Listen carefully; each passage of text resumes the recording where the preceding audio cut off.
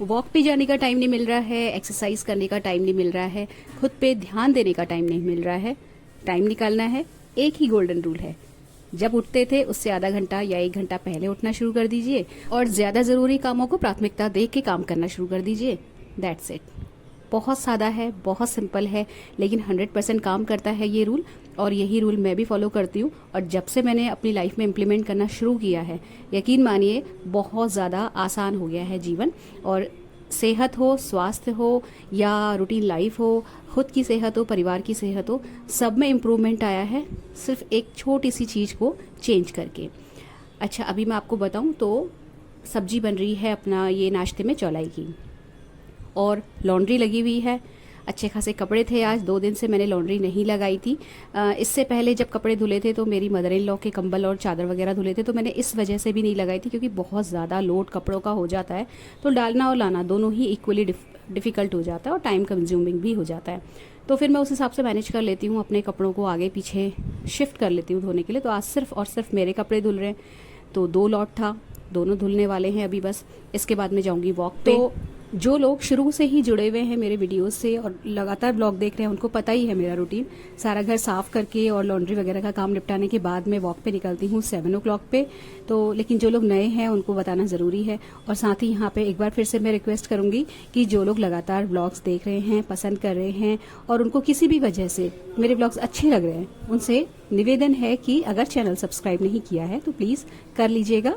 बहुत हेल्प मिलती है मुझे और सारे क्रिएटर्स को जो भी अच्छा काम कर रहे हैं यूट्यूब पे। अगर उनको वॉच टाइम बराबर मिल रहा है बट सब्सक्राइबर्स नहीं गेन हो रहे, तो एक एक सब्सक्रिप्शन उनके लिए बिल्कुल मोतियों की तरह कीमती होता है। तो एग्जैक्टली 7 o'clock पे मैं निकल जाऊंगी वॉक पे। उससे पहले कपड़े धुलेंगे और सारा घर क्लीन किया जाएगा। तो 2 लॉट थे कपड़ों के, अभी 1 हो चुके हैं और आधा घर पोछा लग चुका है। इसके साथ ही जो बाल्टी का पानी है पोछे की बाल्टी का, वो चेंज होता है। और जब मैं उसको चेंज करने के लिए वॉशरूम में आती हूँ तो उसी वक्त कपड़ों का जो भी काम होता है यहाँ पे, पानी खोलना बंद करना या जो भी है, शिफ्टिंग करना वॉश टब से स्पिन टब पे, इसी टाइम पे होता है। और उसके बाद फिर सेकंड हिस्से में जो है घर का, वहां पोछा लगता है। अच्छा, इस बीच में पोछे का काम थोड़ा सा बड़ा है, क्योंकि पहले मतलब हम 2 रहते थे सिर्फ, तो ऐसा बहुत ज़्यादा लोड नहीं था।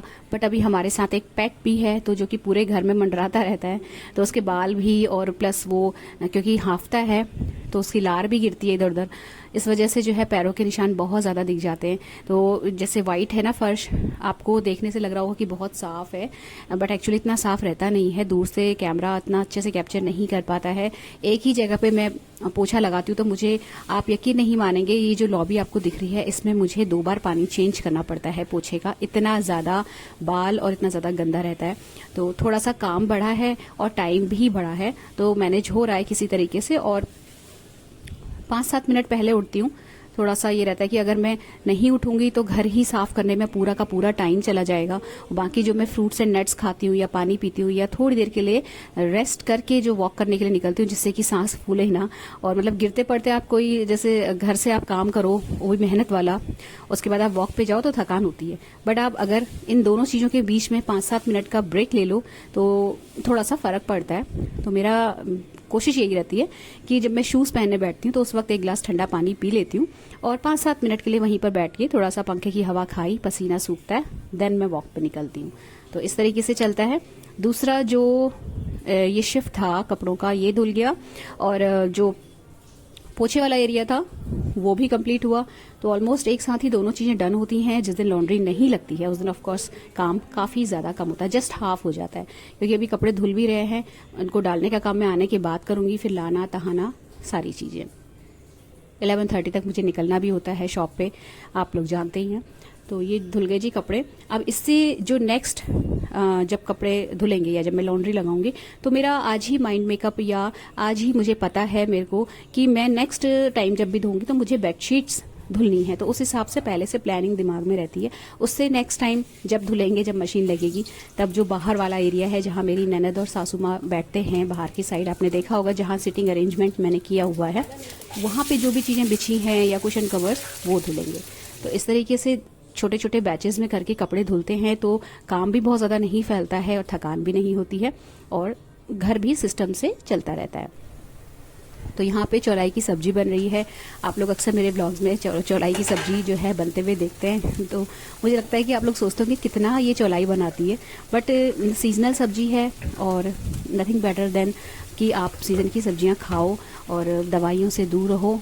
तो फिलहाल तो अभी चौलाई की ही सब्जी, जो गर्मी वाली हरी सब्जी है, यही आ रही है। आपने नहीं बनाई है तो लाना शुरू कर दीजिए। बिल्कुल फ्रेश पत्ते मिल रहे हैं, ज़रा सा भी साफ़ करने में टाइम नहीं लगता है, बहुत जल्दी। और अभी तो मुझे बहुत हेल्प मिल जाती है क्योंकि मेरी जो ननद हैं वो कर देती हैं सब्जी वगैरह, हरी सब्जी साफ़, क्योंकि वो घर पे ही रहते हैं तो खाली टाइम पे वो ये सारा काम मैनेज कर लेते हैं। तो मुझे ये काम मेरा जो है बहुत हल्का हो गया है।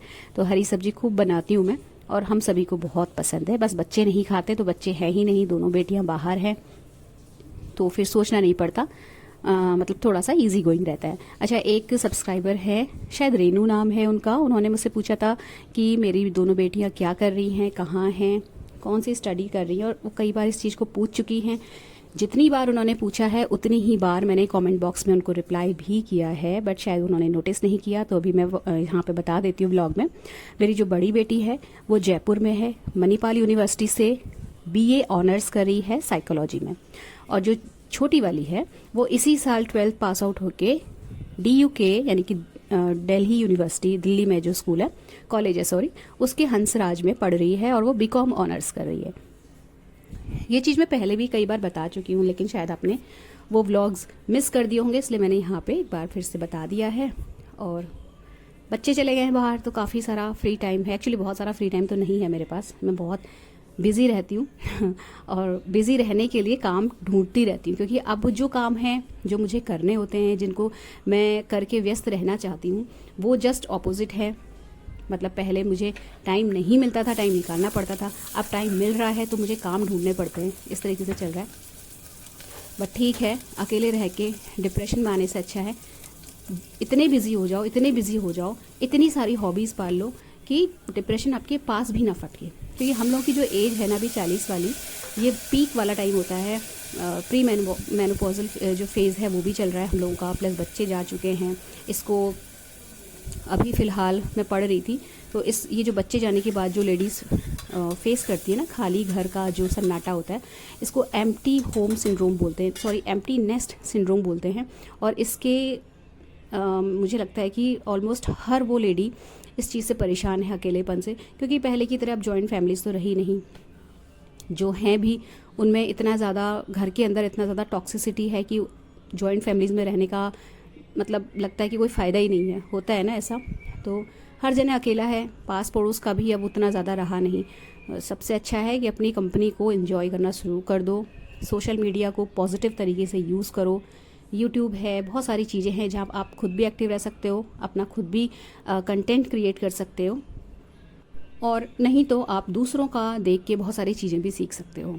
तो ये एक ऐसा हथियार है जो आपको भी मार सकता है और आपकी प्रॉब्लम्स को भी मार सकता है। तो हमारे हाथ में है कैसे यूज़ करना है।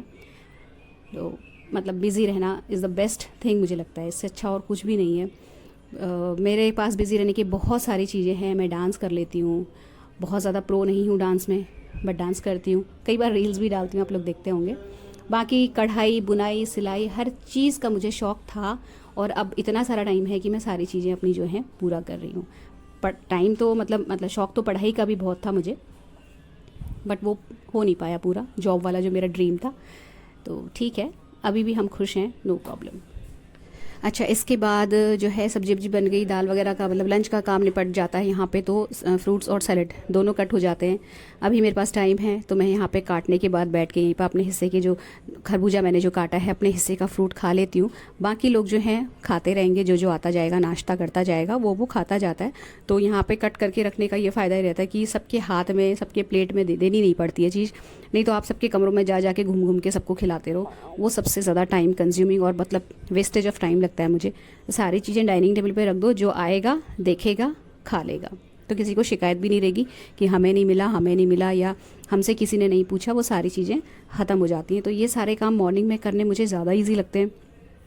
जो अभी खा रहा है ब्रेकफास्ट में, जिसको अभी कंफर्ट है वो अभी खा लेगा, जिसे नहीं खाना वो लंच में खा लेगा। चीज़ें बाहर डाइनिंग टेबल में ढक के रखी रहती हैं, और मेरी जो टेंशन है वो ख़त्म हो जाती है कि ये रह गया या वो रह गया या उसको नहीं दिया, वो सारी चीज़ें। तो मैं फ़िलहाल अपना खा रही हूँ फ़िलहाल। और मॉर्निंग में तो आप जानते ही हो ज़्यादातर मैं नट्स खा के जाती हूँ, भीगे हुए नट्स, कई बार आपके साथ शेयर भी किया है। अच्छा, इसके बाद जो है दाल मैंने लाल जो मसूर की होती है वो भिगोई थी और इसको छौंक के ही बना दिया। जनरली मैं बाद में छौंकती हूँ दालों को, बट अभी मैंने इसको ऐसे ही छौंकने के बाद प्रेशर लगाया था। चावल भिगो के फिर मैं ऑफिस चली जाती हूँ। ऑफिस से आके फिर अपने रोज़ के काम। मेरी ननद के आने के बाद से इतना सुकून है कि वो लोग अपना खाना वाना बना के निकाल के खा लेते हैं। तो मुझे ऑफिस से एग्जैक्ट 1:30 या 2 बजे घर पहुंचने का जो प्रेशर था वो फ़िलहाल ख़त्म हो गया है और मैं अब आराम से आती हूँ। 3 भी बज जाता है कई बार, क्योंकि हम लोगों का तो लंच हमेशा ही लेट होता था। मेरे को मदर इन लॉ की वजह से थोड़ा सा पहले आना पड़ता था, क्योंकि ऊपर खाना देने के लिए जाना पड़ता था। लेकिन अब बहुत आराम है, क्योंकि मेरी जो ननद हैं बहुत हेल्प कर देती हैं। वो लोग अपना खाना वाना खा के रखते हैं, तो मेरे को बहुत आराम हो गया फ़िलहाल उनके आने से। तो यहाँ पे सीधे मैंने आपको शाम का क्लिप दिखाया है। एक्चुअली आज थोड़ा सा डिनर की तरफ से मैं फ्री हूँ, क्योंकि मुझे जाना है शादी में। एक्चुअली शादी नहीं है, संगीत का प्रोग्राम है। तो आजकल संगीत तो थोड़ा सा डिफरेंट हो गया है कॉन्सेप्ट। पहले तो ढोलक वोलक बजती थी, लोगों के बीच में घेरा बना के वहाँ पे डांस वगैरह होता था, बट अब बिल्कुल स्टेज परफॉर्मेंस वाला दौर आ गया है। तो जो है उसके लिए जाना है अभी। और क्योंकि डिनर नहीं बनाना था मुझे, सिर्फ मेरी सासू माँ है और ननद हैं, तो वो लोग वो बना लेंगे अपने लिए। खिचड़ी बनाती हैं ज़्यादातर, जब हम लोग कभी बाहर खाते हैं तो वो रात को अपने लिए खिचड़ी बना लेते हैं, मसूर की दाल की या दलिए की, इस तरीके से। तो डिनर की तरफ से मैं फ़िलहाल फ्री थी, तो जो कपड़ों का ढेर प्रेस का लगा हुआ था वो निपटाया मैंने। और ये आज फाइनल है। 3 दिन से मैं लगातार प्रेस कर रही हूँ, बट क्योंकि वो फंक्शन जो घर में चल रहा है, हमारे रिलेशन में, उसकी वजह से टाइम नहीं मिल पा रहा था। थोड़े थोड़े कपड़े प्रेस हो रहे थे, फिर उठ के जाना पड़ता था। जल्दी जाना पड़ रहा था हम लोग को हर फंक्शन अटेंड करने के लिए नॉर्मल टाइम से, तो इस वजह से ये हो नहीं पा रहे थे। और ये जो है आज फाइनल मेरा जो लॉट है प्रेस का निपट गया था। और मैंने आज एक रुमाल तक नहीं छोड़ा प्रेस करने के लिए, सारे कपड़े मैंने आज फिनिश कर लिए थे। और जनरली ये जो टाइम रहता है इस वक्त चाय पीने के बाद वाला, शाम की जब चाय पी लेती हूँ ना उसके बाद वाला टाइम, या चाय के साथ ही मैं आप लोगों के सारों के जितने भी कमेंट्स आते हैं वो इसी वक्त पे पढ़ती हूँ और उनका संतोषजनक आंसर देने की भी कोशिश करती हूँ। ज़्यादातर जितने भी कमेंट्स होते हैं सबका रिप्लाई करती हूँ, क्योंकि इतने ज़्यादा होते नहीं है कि मैं उनको कवर ना कर पाऊँ। इतना बड़ा नहीं हुआ है मेरा चैनल। बट अभी जो है, हाँ, एक निशा जी का मैसेज हमेशा आता है। निशा सेंगर शायद उनका सरनेम है।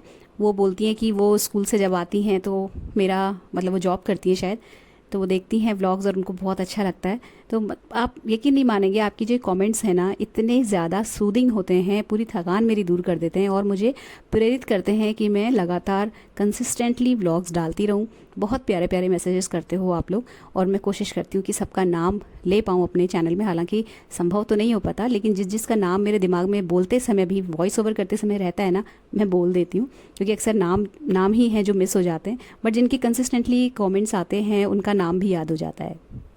तो यहाँ पे कपड़े जितने भी प्रेस हुए थे हाथ के हाथ यहीं पर मैं हैंगर में डाल के लगा देती हूँ। मेरे हस्बैंड की जो अलमीरा है अच्छी खासी बड़ी है, तो उसमें जो शर्ट्स हैं वो आयरन करने के बाद खोल के भी फैला दूँ ना तो चल जाएगा।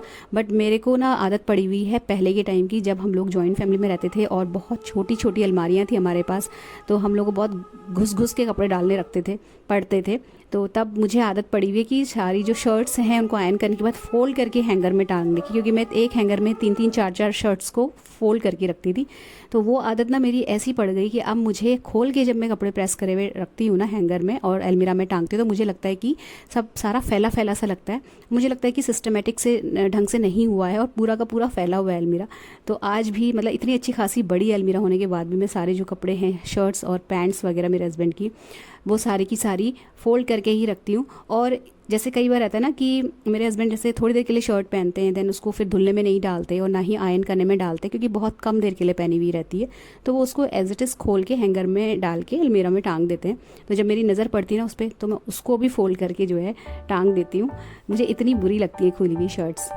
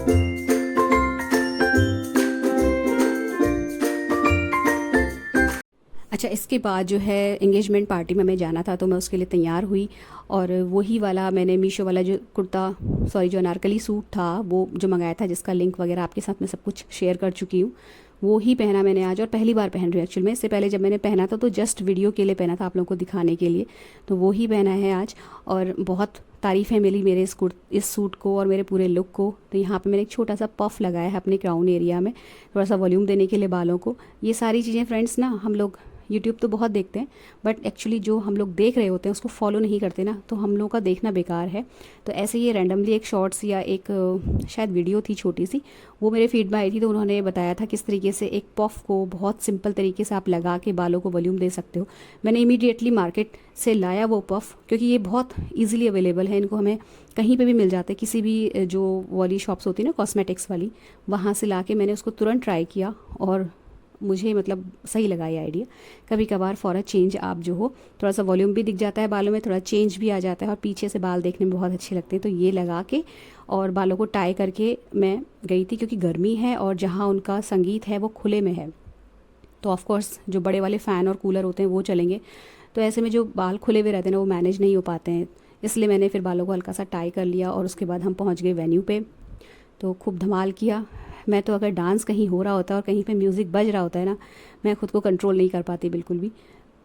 मतलब चाहे वो मेरे रिश्तेदार में या किसी जान पहचान की शादी हो ना हो, मेरा डांस करना बहुत ज़्यादा ज़रूरी है, मैं खुद को नहीं रोक पाती बिल्कुल भी, इतना शौक़ है मुझे डांस का। तो खूब धमाल मचाया, खूब मस्ती करी, अच्छा टाइम वहाँ पे हमने जो है गुजारा। तो ये व्लॉग यहीं पर समाप्त होता है। अगर अच्छा लगा हो किसी भी वजह से तो वीडियो को लाइक और शेयर कर लीजिएगा, चैनल को सब्सक्राइब कर लीजिएगा और बेल आइकन हिट कर लीजिएगा। मिलते हैं नेक्स्ट इंटरेस्टिंग से व्लॉग में। Till then take care, stay healthy, happy and positive. Thank you.